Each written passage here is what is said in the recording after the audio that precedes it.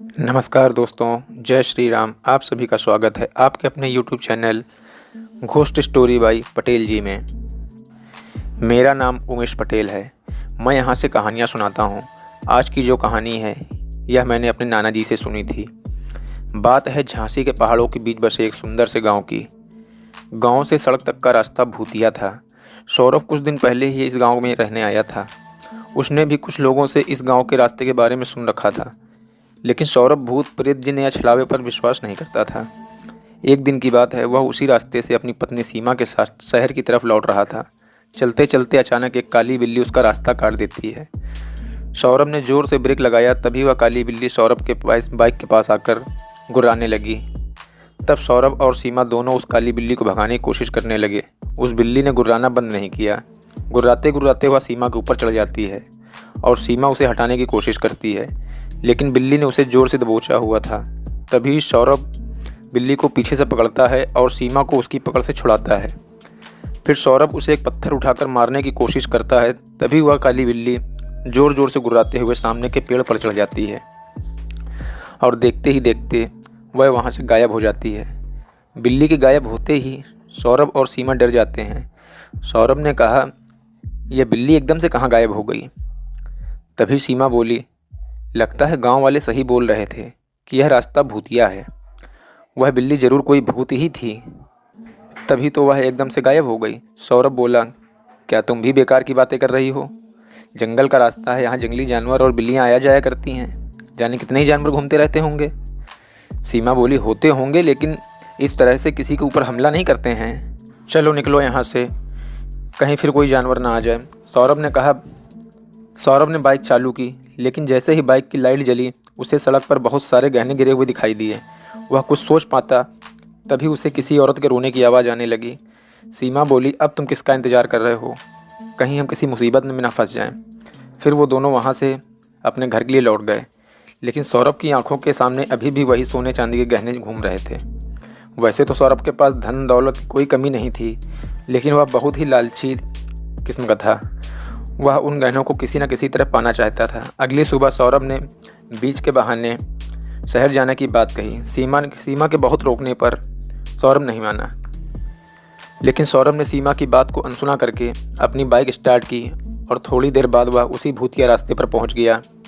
दिन के समय में भी वहां पर एकदम सन्नाटा सा रहता था। सौरभ चला जा रहा था, तभी उसे रास्ते में एक सुंदर सी दुल्हन दिखाई दी। वह रो रही थी। सौरभ को कुछ समझ ही नहीं आ रहा था कि इतने सुनसान सड़क पर यह रोती हुई दुल्हन कहाँ से आ गई। वह उससे कुछ पूछता, तभी वह रोते हुए सौरभ के पास आ गई और बोली, देखिए ना भाई साहब, मैं रास्ता भूल गई हूँ, मुझे शहर जाना है, क्या आप मुझे छोड़ देंगे? फिर सौरभ ने पूछा कि तुम यहाँ आई कैसे? लोगों का तो कहना है कि यह रास्ता भूतिया है और तुम दुल्हन के कपड़ों में हो, और तुम्हारे साथ के बाकी लोग कहाँ हैं? उसने कहा, क्या बताऊँ भाई साहब, मैं अपने पति के साथ इसी रास्ते से गुजर रही थी। तभी एक काली बिल्ली हमारा रास्ता काट दी और मेरे पति ने गाड़ी रोकी, और तभी उन्होंने सुना कि झाड़ियों के पीछे से किसी औरत के रोने की आवाज़ आ रही थी। मेरे पति वहां देखने गए, तभी उनके चीखने की आवाज़ आई। मैं दौड़कर वहां देखने गई तो मेरे पति वहां मरे पड़े थे। सौरभ ने कहा, क्या तुम्हारा पति मर गया? उसने कहा, हाँ भाई साहब, वो मर गए और उनकी लाश उन झाड़ियों के पीछे पड़ी हुई है। प्लीज़ आप मेरी मदद कीजिए, मुझे शहर तक छोड़ दीजिए। मैं इसके बदले में आपको यह सारे गहने दे दूंगी, और मेरे पास सोने के सिक्के भी हैं, मैं वो भी आपको दे दूंगी। सोने के सिक्कों और गहनों की बात सुनकर सौरभ की तो खुशी का ठिकाना ही नहीं रहा। मन ही मन वह बहुत खुशी हो रहा था कि वह तो इसी काम के लिए यहाँ आया ही था। उसने उन सिक्कों को जैसे ही हाथ लगाया, वह दुल्हन देखते ही देखते चुड़ैल में बदल गई और ज़ोर ज़ोर से हंसने लगी, और सौरभ धुएँ में बदल गया। उस चुड़ैल ने उस धुएं को एक बोतल में कैद कर लिया और पहाड़ों के पीछे अपने घर में ले गई। वहाँ पहले से ही कई सारी बोतलें धुएं से भरी हुई रखी थीं। फिर चुड़ैल बोली, आज मेरी 11 लोगों की गिनती पूरी हो गई है। बिना सोने का लालच दिए मैं इन्हें धुएं में नहीं बदल सकती थी। कल अमावस्या है, कल मैं इन सभी बोतलों को बाहर ले जाकर इनके असली रूप में लाऊंगी और इन सबको मारकर इनकी आत्मा पर कब्जा कर लूँगी। फिर मैं अपने पति के शरीर में इनमें से एक आत्मा को प्रवेश करा दूंगी और मेरा पति फिर से जिंदा हो जाएगा। दूसरी ओर रात काफ़ी हो गई थी। सीमा सौरभ का इंतज़ार कर रही थी।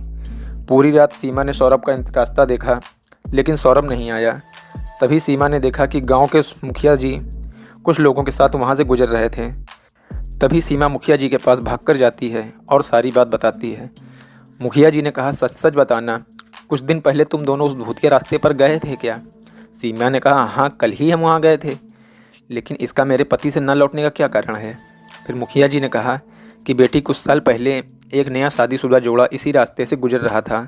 तभी गांव के कुछ बदमाश लोगों की नज़र उस दुल्हन के गहनों पर पड़ गई। उनके मन में लालच आ गया और उन गहनों की लालच में उन दोनों को जान से मार दिया, जिसके बाद वह दुल्हन चुड़ैल बन गई। उस दिन से जो भी उधर गया वो कभी लौटकर वापस ही नहीं आया। लेकिन सीमा बोली, मुखिया जी मैं अपने पति को वापस लेकर आऊँगी। मुखिया जी ने कहा, वहाँ जानबूझकर जाने का मतलब है मौत को गले लगाना। लेकिन सीमा ने उनकी एक न मानी और वो उस भूतिया रास्ते पर चल दी। मुखिया जी भी गांव के कुछ लोगों के साथ तांत्रिक को लेकर भी वहाँ पहुँचे। भूतिया रास्ते पर पहुँचे, उनमें से कुछ लोगों ने अपने हाथों में मसाल रखी थी। जंगल के पास जो पहाड़ी थी, वहाँ पर उन लोगों को कुछ मंत्र की आवाज़ आने लगी। उन्होंने छिपकर देखने की कोशिश की तो वही चुड़ैल मंत्र पढ़ रही थी। चुड़ैल हंसते हंसते बोल रही थी, हे शैतानी ताकत प्रकट हो, मैंने तुझे खुश करने के लिए इतने सारे जिंदा लोगों को धुएं में बदल दिया है। अब कुछ ही देर बाद मैं इन्हें इन बोतलों से आज़ाद करूँगी और एक एक करके इन्हें मारूँगी और इनका खून तुझे पिलाऊँगी और फिर इनकी आत्मा को कब्जे में करके अपने पति को जिंदा कर लूँगी। तभी तांत्रिक ने एक पत्थर उठाया और एक बोतल पर मारा और वह बोतल टूट गई। बोतल के टूटते ही उसमें से एक आदमी बाहर निकला। चुड़ैल को इस बात का पता ही नहीं था क्योंकि वह आंखें बंद करके मंत्र पढ़ रही थी। तभी मुखिया जी बोले, ये तो राजू है, इसी ने अपने साथियों के साथ मिलकर उस औरत और उसके पति को जान से मार दिया था। उसके बाद गांव से ये लोग गायब से हो गए थे। फिर तांत्रिक बोला, मुखिया जी ये कहीं गायब नहीं हुए थे, इस चुड़ैल ने ही इन सबको कैद कर लिया था और अब ये इन्हीं की आत्मा से अपने पति को जिंदा करना चाहती है। वो बातें कर ही रहे थे कि चुड़ैल ने अपनी आंखें खोली और सामने टूटी बोतल देखकर गुस्से से ज़ोर ज़ोर से चिल्लाने लगी। इतने में ही तांत्रिक ने कुछ मंत्र पढ़कर जलती हुई मसाल उस चुड़ैल के ऊपर फेंक दी और वो जलने लगी। इसी बीच तांत्रिक ने सभी बोतलों को पत्थर मारकर फोड़ दिया। उनमें से एक सौरभ भी था। सीमा ने जैसे ही सौरभ को देखा वो रोने लगी। फिर चुड़ैल गुस्से से बोली, तांत्रिक तूने ये ठीक नहीं किया, इन लोगों ने मुझे और मेरे पति को जान से मारा था और तूने इन सबको आज़ाद कर दिया। फिर तांत्रिक बोला, इन्हें इनकी गलती सज़ा ज़रूर मिलेगी, मैं तुझसे वादा करता हूँ, लेकिन तू जो कर रही है वह ईश्वर को चुनौती दे रही थी। एक बार जो मर जाता है वो फिर जीवित नहीं हो सकता। फिर चुड़ैल जलकर राख हो गई।